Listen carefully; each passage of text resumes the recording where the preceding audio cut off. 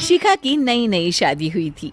उसका मायका और ससुराल दोनों कानपुर में ही थे, इसलिए उससे मिलने उसके भाई अक्सर आते जाते रहते थे। ये बात शिखा की सास मीना को बिल्कुल पसंद नहीं थी। मम्मी जी, आज राहुल भैया आ रहे हैं। कौन, तेरे चाचा का लड़का? जी मम्मी जी। अरे पर वो तो दिल्ली में रहता है ना। हाँ मम्मी जी, उन्हें कल सुबह दिल्ली के लिए निकलना है, तो वो आज मुझसे मिलते हुए कल सुबह यहीं से निकल जाएंगे। हमने तो धर्मशाला खोल रखी है ना। कुछ कहा क्या मम्मी जी? मैंने कहा हाँ हाँ, आने दे तेरे भैया को, जमकर खातिरदारी करेंगे। अब तो कुछ करना ही पड़ेगा, इससे पहले कि मेरा घर धर्मशाला बन जाए। ये कैसी बातें कर रही हो मीना? सच ही तो कह रही हूँ। अभी इसकी शादी को साल भर भी नहीं हुआ और आए दिन इसके घर वाले आ धमकते हैं।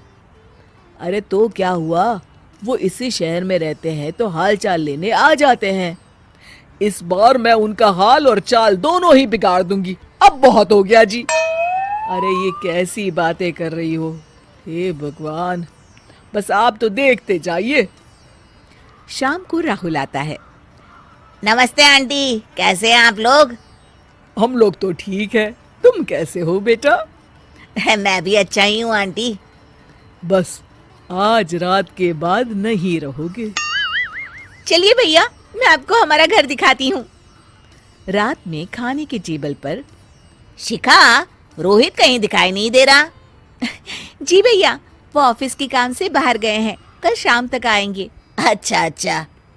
बेटा, क्या तुम भूत प्रेत में मानते हो? नहीं नहीं आंटी जी, पर अचानक आपको ये ख्याल कहाँ से आ गया? पता नहीं क्यों, कभी कभी मुझे लगता है जैसे रात के समय बैठक में कोई घूमता रहता है। ये आप क्या कह रही हैं मम्मी जी? हाँ, तुम लोग घबरा ना जाओ, इसलिए मैंने आज तक इस बारे में कुछ नहीं कहा। ये आपका वहम होगा आंटी जी, ऐसा कुछ नहीं होता। हो सकता है। चलो अब मेरा सोने का टाइम हो गया है तो चलती हूँ मैं। शिखा बेटा, राहुल के सोने की व्यवस्था वहीं दीवान पर कर देना। जी पापा जी। अब चलिए भी।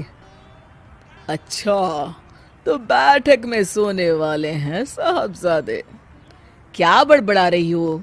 कुछ नहीं, आप सो जाइए। मीना और महेश के सोने के बाद शिखा और राहुल आपस में बात कर रहे होते हैं, तभी डोरबेल बजती है। अरे आप! सरप्राइज! काम जल्दी खत्म हो गया तो मैं आज ही चला आया। ये तो बहुत अच्छा किया। देखिए राहुल भैया भी आए हुए हैं, आप दोनों का मिलना भी हो जाएगा। कैसे हो रोहित? मैं तो ठीक हूँ भैया। शिखा, मैं भी आज यहीं सो जाता हूँ, राहुल भैया से बातचीत भी हो जाएगी। अच्छा अच्छा, ठीक है। मीना आधी रात को उठती है, कंबल मुंह से पैर तक ओढ़ के डंडा लेके बैठक में आती है और देखती है दीवान पर चादर ओढ़े कोई लेटा हुआ है। देखो तो कैसे मजे से सो रहा है बहन के ससुराल में। मीना ताबड़तोड़ 4-5 डंडे मार देती है। अरे मर गया, अरे बचाओ बचाओ, कौन है? मीना जल्दी से अपने कमरे में भाग जाती है। हे भगवान, ये मैंने क्या किया? ये रोहित कहाँ से आ गया? लगता है ये नालायक राहुल मेहमानों वाले कमरे में सो गया होगा। आज तो इसकी खैर नहीं। उधर बैठक में, अरे क्या हुआ रोहित? मैं बाथरूम में था, तुम्हारे चिल्लाने की आवाज सुनी। पता है भैया, मैं सो रहा था, अचानक से कोई आकर मुझे डंडे मारने लगा। ये क्या कह रहे हो? लगता है तुम भी आंटी की तरह भूत प्रेत में मानते हो। नहीं नहीं भैया, सच में कोई आया था। मैं तो जा रहा हूँ मेहमानों वाले कमरे में सोने के लिए। इस समय अपने रूम में जाऊंगा तो शिखा की नींद खराब हो जाएगी। ठीक है भाई, जाओ तुम, जहाँ तुम्हारा भूत डंडा लेके ना आ सके। थोड़ी देर बाद मीना कंबल ओढ़ के डंडा लेकर मेहमानों वाले कमरे में पहुंच जाती है। वो बिस्तर पर सोए रोहित को फिर डंडों से मारने लगती है। अरे मर गया, अरे मर गया।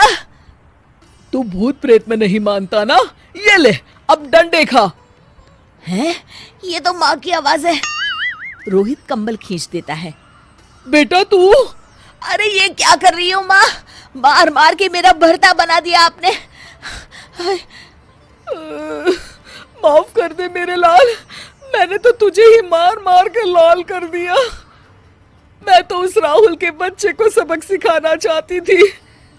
राहुल भैया को? हाँ बेटा, मुझे लगा अगर उसे डंडे मारूंगी तो शिखा के मायके वाले यहाँ आना छोड़ देंगे। हे भगवान, माँ ये घर शिखा का भी है, उसके घर वाले जब चाहे आ सकते हैं। हाँ बेटा, आज मुझे भगवान का इशारा समझ में आ गया। मैं कितना गलत करने चली थी और अपने ही बेटे को चोट पहुंचा दी। अब चुपचाप जाके सो जाओ माँ, और किसी को कुछ बताने की जरूरत भी नहीं है। शिक्षा दूसरों का बुरा चाहने वालों के साथ भी बुरा ही होता है।